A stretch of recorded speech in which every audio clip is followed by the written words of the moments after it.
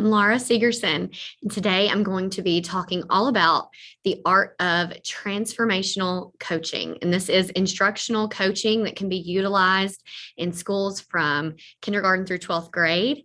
And this is based on the ideas that are presented in the book, The Art of Coaching by Elena Aguilar.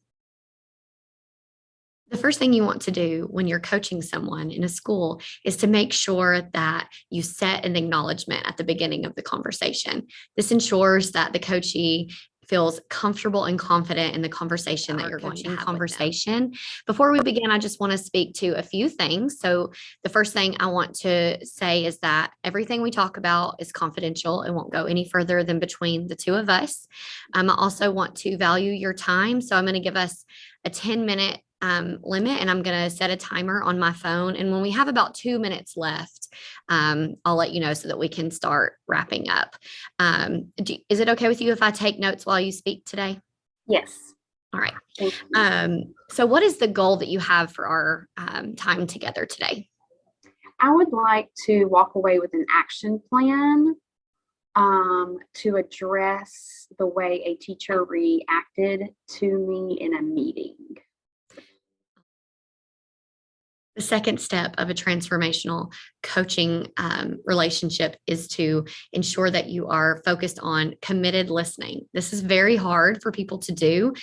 This is the one that most coaches have to work on the most.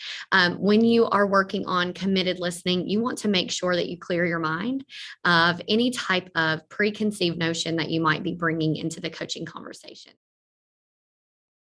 The third step to instructional coaching following transformational coaching is to presume positive intent.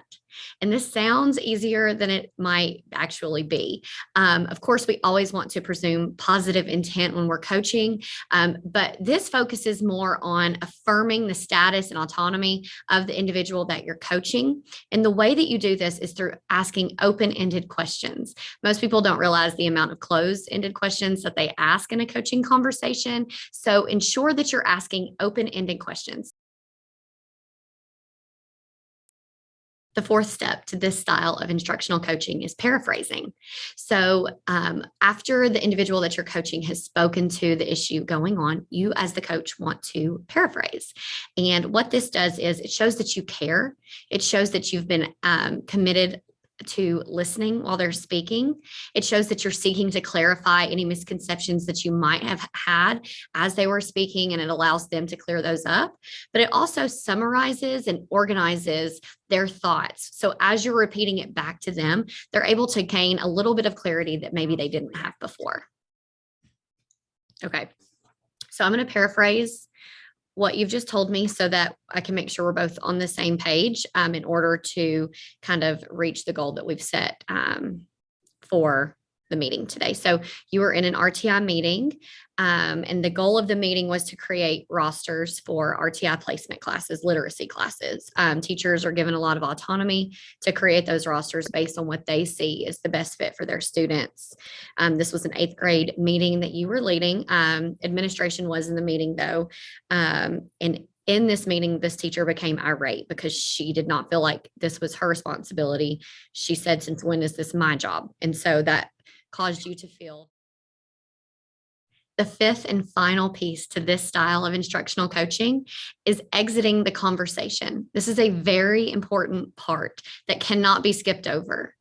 So what you're going to do is you're going to first respect the time limit that you set. And trust me, that can be hard to do.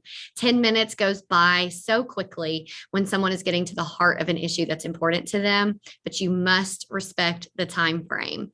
So ensure that you're watching the clock while remaining committed to actively listening.